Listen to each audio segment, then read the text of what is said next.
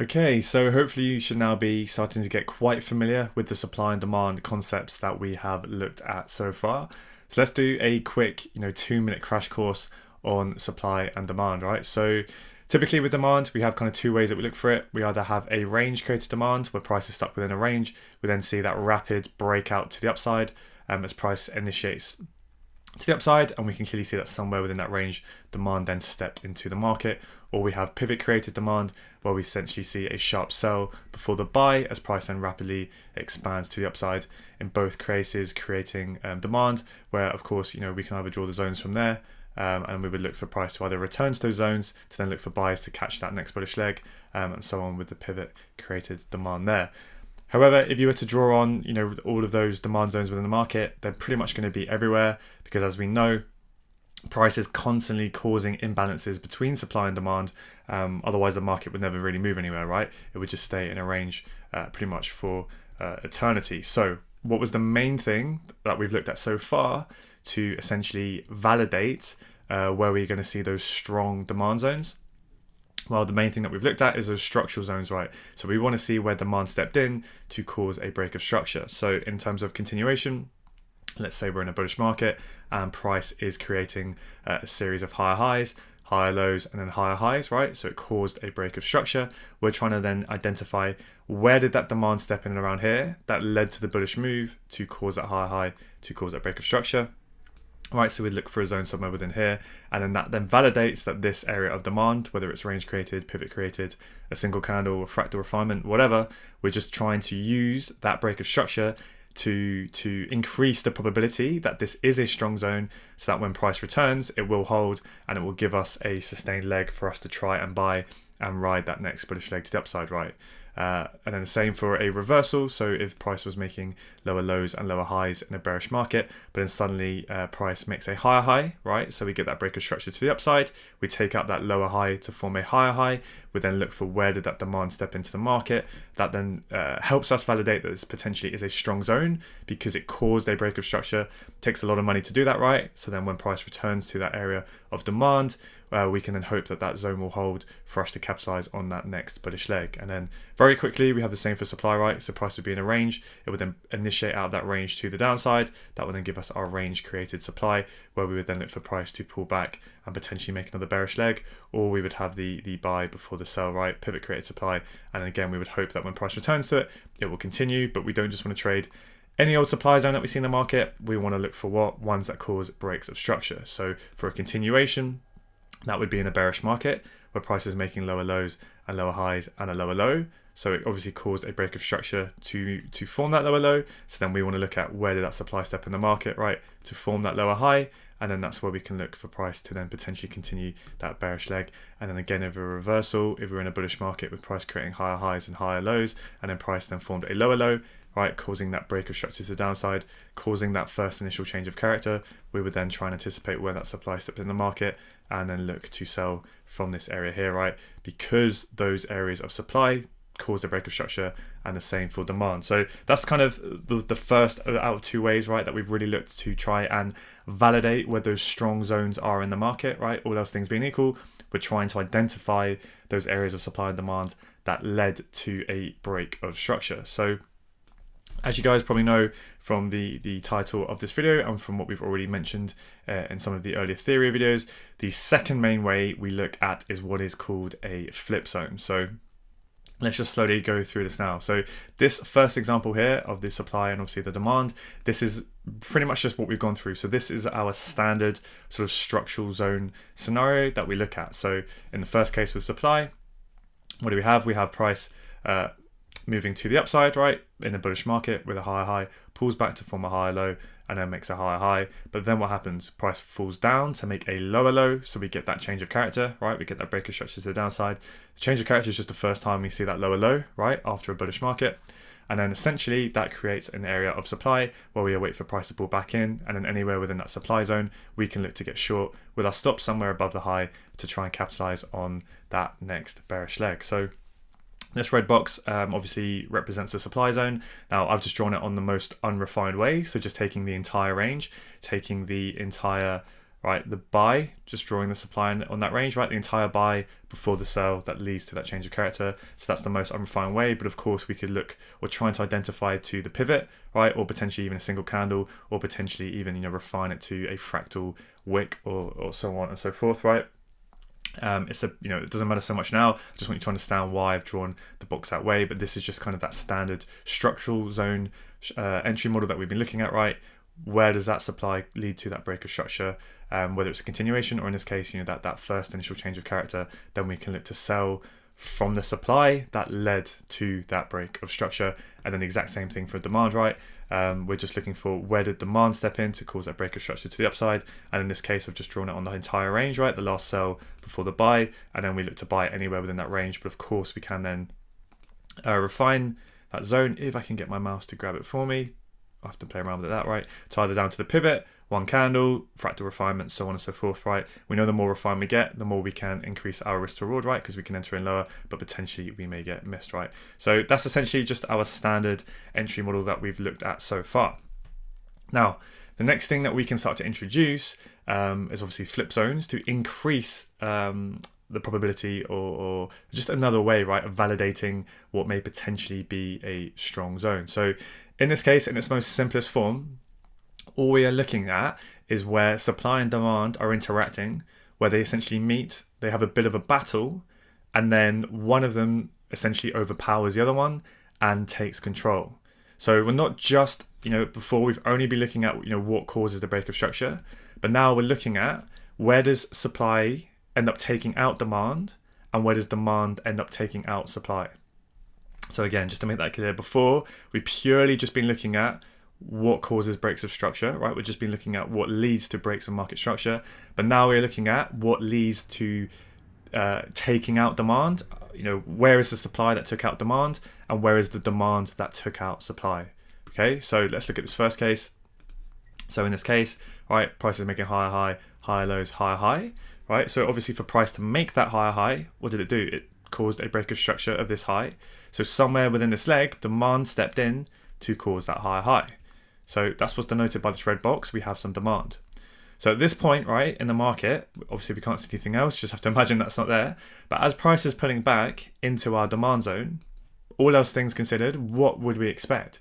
Well, we would expect the continuation of that bullish order flow, right? We would expect this demand zone here to continue price upwards to make a higher high, right? It needs to break this high here, get that break of structure and make a higher high. Because that is what this demand zone's job is. Its simple job is for price to create a higher high, to fulfill those buy orders and then overpower supply to make a higher high. But we will often see in the market is price will come in, it will fill those buy orders, it will then attempt to make a higher high, right? So it will have a reaction, but it will fail to make a higher high. So it will fail to break this high here. And then what will happen is price will then come down. It will take out where that reaction formed, the start of the reaction. So that is what FR stands for, a failed reaction. Right, so as soon as price goes below that dotted line, right, as soon as that happens, the reaction has now failed, which means demand has failed to do its job. Right, so the minute we are below that dotted line, literally the very micro pip that price moves below where that initial reaction started, where demand kicked in to try to make the higher high, if it doesn't take out this high here and it fails to do its job and price starts to come back down, the minute we break below that reaction means we get a failed reaction, right? So that means that demand is now failing and then price moves down lower. We actually then take out the low. So this is where we get the change of character, which is essentially what we're looking over here. So now what do we have? We have demand failing, right? And we also have a market structural low being taken. So what that means is a lot of supply has stepped in somewhere to take out demand and to take out the structural low, right? So you can see here, all we looked at was the structural low going, whereas over here we have more confluence because we not only do we have structure being taken out, but we actually have that demand being taken out, okay? So then when price moves down and we had the failed reaction and we have the change of character, we have that structural low going, somewhere up here, supply stepped in. So where do we draw that supply zone? Just delete this in a minute, right? Basically anywhere within that buy, right, where the reaction started, that buy before the sell, that is our supply zone, okay? So the reason why I've drawn it with a bit, what looks like a bit of a weird box, you guys might not have seen that at this stage, it's just something that I use this tool here because essentially This box just represents supply, but it's a nice tool to use because it has a line in the equilibrium, right? That 50% level, the EQ. And what do we know? We haven't talked about entries in a lot of depth, but we can enter anywhere within the zone. But one of the things that we can do is we can always look to enter on the EQ just to increase our risk to reward, okay? So don't worry massively about this at the minute, right? I've spoken a little bit about it in a little bit of depth before. But the main point for now I want you guys to just concentrate on is that we can enter anywhere within the zone, okay? So don't worry too much about how this box is drawn. We'll talk about this in a lot more detail, but essentially it's just using this fib tool here. I'll just show you where it's drawn actually now. Let's see which one it is that I use. I believe it would be one of the favorited ones, so it's not in here. Okay, so it's a parallel channel is the one that I'm using in this one on the left hand side. So in the trend lines, if you say parallel channel, and I'll just show you the settings on that. So the way you draw this is you would click at the base of the candle wherever you wanted to draw it, right? And then you would hold it across. So if you hold shift, it will draw a straight line, right? We want to have it nice and accurate, nice straight line. And then you click again. And then if you move it up to basically the height of the range that you want to draw it, and then boom, there you have your supply zone. But the reason why it's useful is just because it gives that nice equilibrium level if you want to enter in the middle of the zone. And if I just show you the settings for that, essentially that's how I've got it if you want to copy that template. But for now, like I said, all I want you to focus on is that this essentially just is another way of drawing a supply zone, okay? So yeah, and that's it. This is basically the highest probability way that we have of looking for supply and demand. And essentially, it's just a flip plus a chock. That's the most simple way I can describe it, okay? And all that means is that we have demand, and then it flips to supply because supply is now in control, and it also causes that change of character. So that's why it's called a flip and a chock. So here, all we have is a chock because we've just been looking at market structure being taken out, right? And then we look for what caused that change of character, what caused that break of the high or the low, and then we look for price to come back into it, right?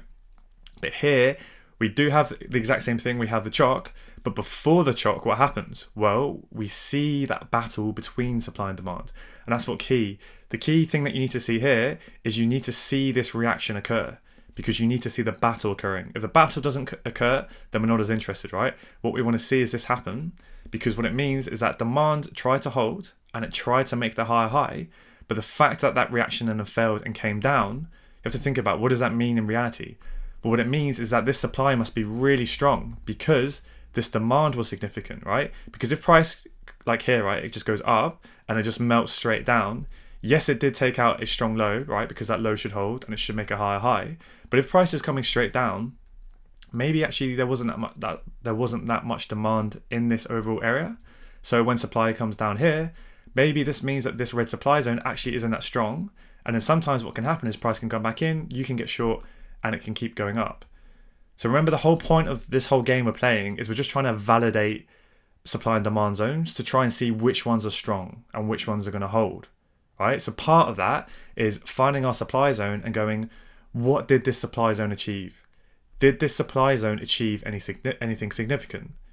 So in this case, with the standard entry we've been looking at in structural zones, instead of just drawing on any old supply zone, right, where price initiated out of a range or a pivot, what we look for is what are the ones that caused breaks of structure, right? Because that is something significant in the market. So we hope then that when price returns, it was a lot of supply that had to step in to take out that low. Therefore, this supply zone should hold and we should see that next leg down. This is the same concept. Instead of just taking out a structural low, it also had a battle with demand, where actually this demand, there was a lot of buy orders in here and it did try to do its job. It tried to take out this high and make a higher high. So then when supply steps in and overpowers it and it flips to supply that's in control, that's just another sort of tick in the box to try and tell us that actually it did take a lot of supply in the market to, eradicate all of these buy orders, to overpower demand here and cause that break of market structure, okay? So that's what you're always trying to ask yourself is, what did this supply zone achieve? Is it strong? Yes, it is, because it took out a strong level of demand. You can see that demand tried to hold and it took out a structural low. So that's like two ticks in the box, right? Compared to over here, where it was just kind of one tick in the box, right? If that makes sense. So yeah, let me try and keep this super simple again. So we have price making higher highs and higher lows. Price pulls back into demand. It tries to do its job. It tries to make a higher high. It fails to take out this high, so it fails to make a higher high. Then as soon as price comes down, at this point here, as soon as we move below that dotted line, below where the reaction initiated from, that means the reaction has now failed. It's failed to do its job.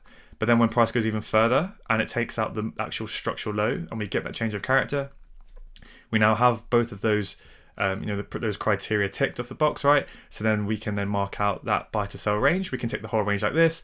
We can, just like any old supply zone, right? We can refine it to the last pivot. We could refine it to a single candle, right, within that pullback, or we could even do the fractal refinement, so on and so forth, right? The same rules always apply, but for the sake of the example, I'm just going to keep it to the whole range, right? Just to show you that you can get short anywhere within that range, right? It's all valid anywhere within that range, but the more refined you are, right, more risk reward, but more increased probability of missing the trade, okay? And that is how we look to get short. So that's essentially your flip and your chalk, looking for that battle between buyers and sellers, looking for the breaker structure, and then that's our area of supply that we can then look to get short from. And then the exact same thing with demand, right? In this case, it's a change of character, so price is making lower lows, lower high, and a lower low. So for price to cause that lower low, to break that structure there, right, we look for the supply that caused price to make that lower low. So then what is the blind expectation when price comes back to this supply zone? Well, we would expect price to pull back into it, and then for supply to do its job, it should make a lower low, right? It should cause this low to be taken out, it should cause a breaker structure, and it should cause a lower low if supply is to do its job. But in this case, it tries to do its job, but then somewhere within here, demand steps in to then cause the reaction to fail, right? As soon as we're above that dotted line where the reaction initiated from, right, this circle here, as soon as we're above it, now you know that the reaction failed, and then price continues to go up. So now we also have structure failing, right? The bearish structure is failing. So we now have bullish structure.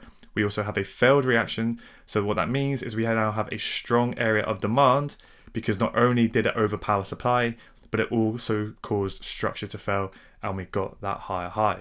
So exact same thing again, right, as we looked up here, but the opposite. So then we can mark out this whole sell before the buy range as our area of demand, or of course we can refine it, to a pivot, to a single candle, or a fractal refinement, so on and so forth. And that's it really. So before, right, like I said again, we're just going to keep going over this and just hammering it in, right, until we really just drill this into our subconscious.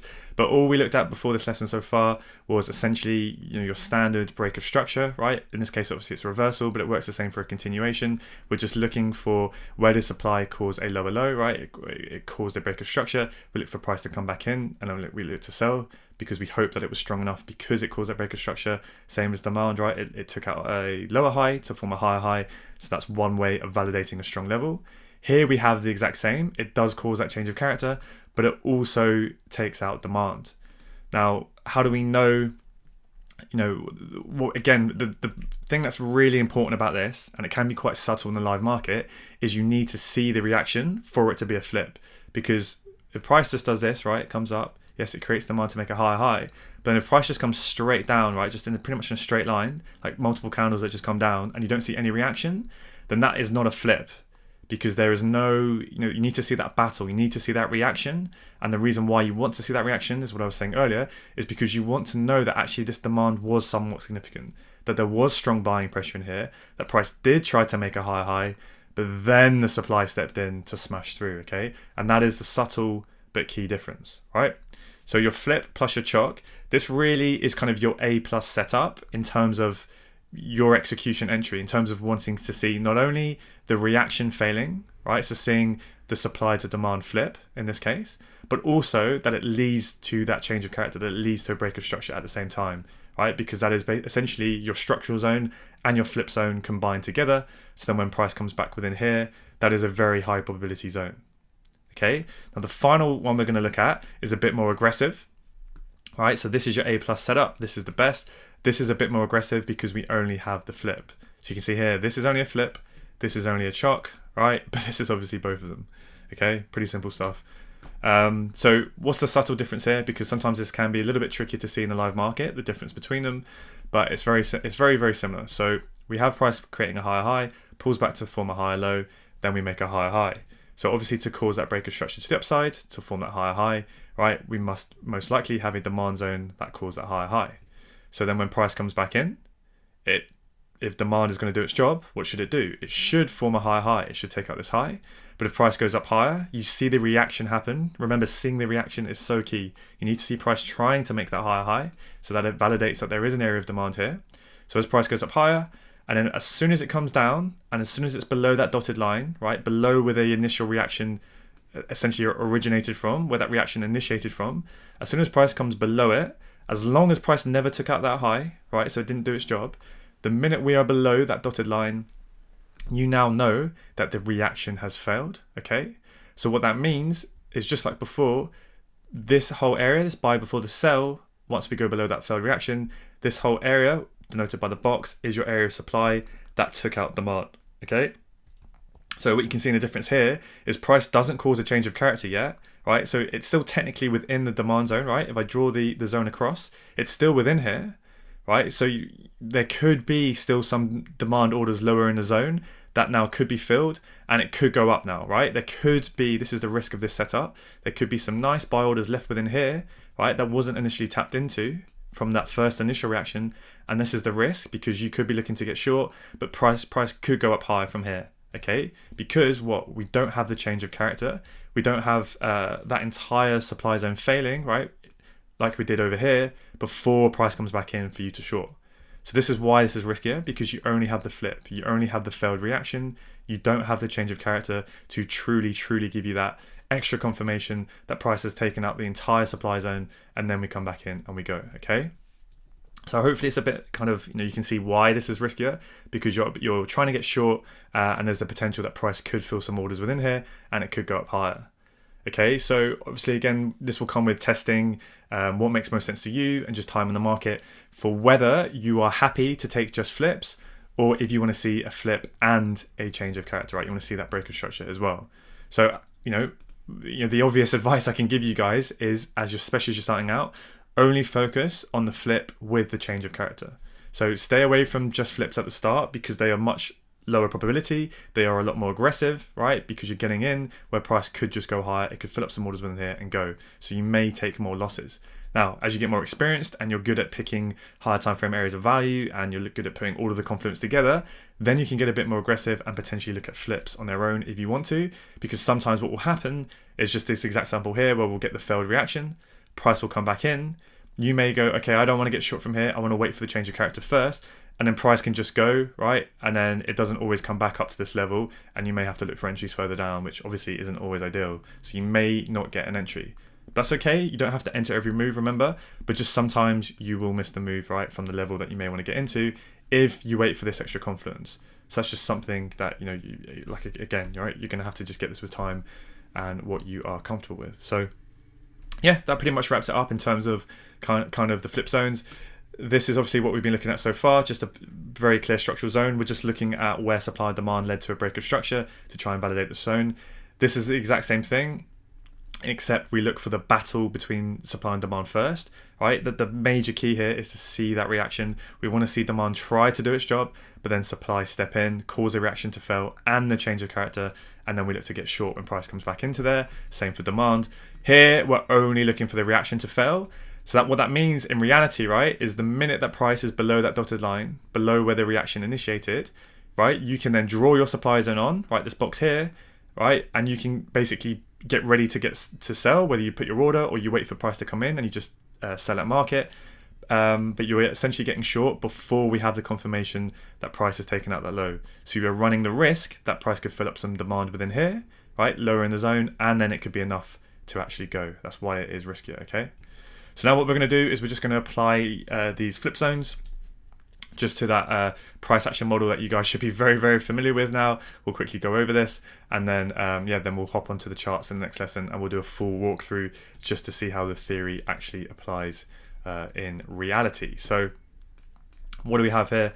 Well, let's just go through this. So we have the 4-hour chart with this thick line, clearly bullish, right? So we are making a series of higher highs and higher lows. So we come up into this old supply zone, right, from previous price action. Price then fills up that supply, and it's enough to initiate a pullback.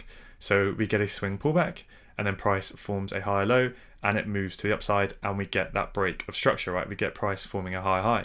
So what did we look at before? Because price cause that high high and cause that break of structure, that gives us that structural area of demand, right? So that's just standard, and that is what this is. But the slight difference here is that we understand that it's also a supply to demand flip, which increases the probability even more, because not only did it cause a break of structure, what did it do? It took out supply. And this supply is valid because you can see the reaction, right? It tried to do its job, it tried to form a lower low, but what happened? Demand stepped in and caused price to fail because it didn't let supply do its job. Remember, A supply zone's job is to try and form a lower low. So if demand steps in before it can do that and causes a higher high, then we have both a break of structure and we have a failed reaction. We have supply flipping to demand is in control, and that increases the probability of this zone. So this zone is a flip and a chock, right? So price continues its next swing leg, it has a bit of a minor pullback and it goes up higher, and then we come into another 4-hour zone, right? So this could be a flip zone. It doesn't matter too much, but price is in here. So now what do we expect? Well, we expect there's a possibility that we could now get a 4-hour pullback, right? Into the discount of this zone, and potentially to come down and mitigate that extreme demand zone, that extreme flip zone. So what can we do to increase the probability that this pullback is starting and that we're not going to get potentially short in a full signal, because price could easily just pull back, right? And it could keep going up higher. Well, we can wait for a 4-hour change of character to take out that 4-hour minor low, right? What is that 4-hour change of character? Most likely, right, it's not guaranteed, but most likely going to be on a lower time frame. Say the M15, that 4-hour minor low is most likely going to be a M15 swing low, right? So when price then gives us that 4-hour change of character, that is most likely going to be an M15 break of swing structure to the downside. So we get a 4-hour change of character, which is most likely going to be now the 15-minute, right? The blue line being in a bearish trend, right? And that is when that gives us a lot of confirmation when this happens that potentially now the M15 is bearish to initiate that 4-hour pullback, right? So that's not a full signal and that we don't go on to make higher highs.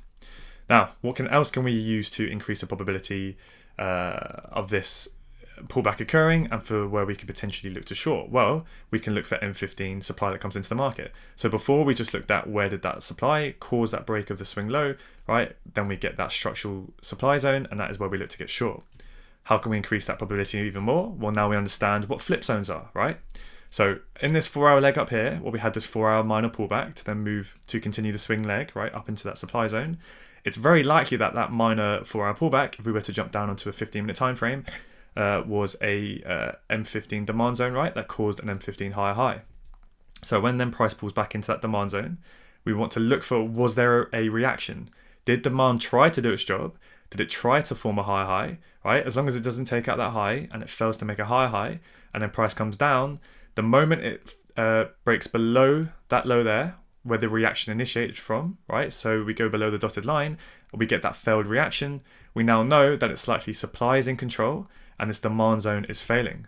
But if we also get the change of character at the same time, now we have a flip and a chock, right? So that's now our A+ setup. So then we can look for price to come back into the supply zone that not only caused a structural low to break, but also caused significant demand to fail.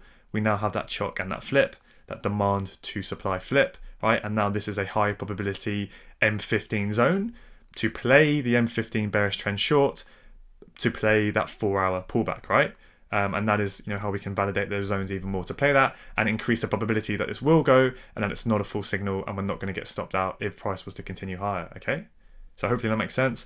Then obviously price then has a deeper 4-hour pullback into the discount of the leg, down in towards our 4-hour flip zone, because remember this demand did what? It took out this supply zone, right? It had the reaction and then demand stepped in to take out that reaction and cause that break of structure. So now we know this is an extremely strong 4-hour zone, so we could get long here, but maybe, we're not sure and we want to wait for a little bit more confirmation that the 4-hour higher low is in place. So what can we wait for? Well, before what we looked at is purely just a market structure break. So we wanted to see the M15 make that first higher high, right, after a series of lower highs. So we wanted to see that change of character, right, which is then what we get over here. What also can we then increase our probability that 4-hour high low is in place and the M15 is switching bullish? Well, we would look for that demand zone to be created, right? And we would look for the demand that led to that change of character, that led to that break of structure, that led to that higher high, right? And that would give us a strong demand zone. Now, also, do we know, right, that can increase the probability of that being a strong zone? Well, we look for one that also took out supply. So how do we know that it took out a significant supply zone? Well, we need to see that reaction first, right? We need to see that battle, and that is really key. So when price pulls back up into this supply zone, right, this M15 should be a strong supply zone because it caused the break of this low, right, to form that lower low. So now we have a structural supply zone right here. Price comes into that supply zone. It tries to do its job. It tries to make a lower low, but it fails to take out that low, right? It fails to do its job. And then demand steps in to not only cause the reaction to fail, because remember, the minute we are above the reaction, right, we don't need a change of character. We just need to go break above where that reaction initiated from. As soon as we're above it, above that dotted line, we now know it's very likely that that supply is going to fail. It's not confirmed until we break above the zone, but we know once the reaction goes, it's very likely that it will fail, right? And then if we also get a change of character, then we know this is a very strong demand zone because it took out strong supply and it took out structure. It caused that break of structure to the upside. So now we have a flip and a chock with this zone, and that is a very high probability zone. So what we can do is wait for the M15 to pull back to get an M15 high low, and we could just buy straight away there on the M15 zone, and that is more than valid. But maybe we want to wait for a little bit more, even more confirmation or even more refinement. So we can drop down to a lower time frame to confirm that this zone is going to hold and we are going to get an M15 high low in this area. So let's say we jump down to the M1 time frame. Right, exact same thing. I'm not going to be as pedantic this time. I'm just going to explain this one quickly, right? We obviously have supply making lower lows and lower highs. It must have created supply to take out that low. So then the price pulls back up into supply. If that bearish trend is to continue, what should happen? It should form a lower low. Price then fails to do so. Demand steps in and it takes out the reaction, right? So we get the failed reaction, but we also get the change of character. So not only has price taken out a strong supply, but it has also taken out structure to form a higher high. So now what we have done is validated a very strong M1 demand zone for us to then buy, right, from this area, which has confirmed the M15 high low. And that M15 high low did what? It confirmed potentially we have the 4-hour high low. So then when we buy in this area, we have an extremely strong high probability swing trade, right, with lower time frame precision to now target this weak 4-hour high because it failed to do its job, right? Now, let's say that price does actually go on to make that higher high. You have to think about that whole cycle has now restarted because what has happened from this area of supply here? Well, it's tried to do its job, right? It initiated that pullback, but its job isn't just to start a pullback. Supply wants to try and create a lower low, right? But for it to do that, that supply zone needs to lead to a break of structure of this low here, right? This supply zone up here needs to try and take out this low. But all that's happened is it's pulled back, right? And then price has gone on and it's taken out that reaction, right? To cause not only a break of structure, but also a failed reaction of this supply zone here. So then what would happen when we would look later on is somewhere around here, we would try and identify where that 4-hour zone was, right? That led to that break of structure, that led to that zone being taken out. And then we can do the exact same process over and over again, right? Dropping down through the time frames, looking for that flip zone, right? Takes out supply here, reacts, change of character, demand flip, right? Draw on the demand, price comes in and we get long, target the high, so on. And yeah, so forth. So that wraps up the theory. Hopefully it's starting to make a little bit of sense. Watch this as many times as you need to. Recreate these diagrams as well is something I'd always highly recommend. That goes for all of the ones that we've looked at so far on the course. I've obviously provided the screenshots of these annotations below each video, but I would really recommend doing the exercise of making your own ones, drawing them out, because just the process of doing it will really kind of help to just to put it deep in your subconscious and help you identify where there may be any subtle gaps in your knowledge thus far. But anyway, I'll leave that there. In the next video, we're going to hop on the charts and obviously take a look at how this plays in reality, because of course we're not always going to get these nice, perfect utopian examples where price moves really slowly and we don't get any full signals, right? Of course, it's going to be a little bit trickier in the live market, but yeah, let's take our time on the markets and we'll give it a go and see if we can identify those. But what I will actually say, just before ending this, is if you guys feel a bit confident, is have a quick go on the charts now, whatever currency pair you've been using thus far with all of the exercises to draw on your zones. Obviously you should now have your structural zones drawn on. Just go over and have a play and see if you can identify where these flips are happening. So look at old supply zones and then look at where demand took them out and see how they react. Does it make those demand zones hold even stronger? And obviously look at where demand takes out supply. Sorry, where supply takes out demand. And so on and so forth. Because then when I go back through them on Eurodollar, it will just make the exercise even more useful if you do it before I go through, and then you can see how my thought process is as we go through it together. But yeah, I'll leave that there. Have a go with it and see how you get on. All right.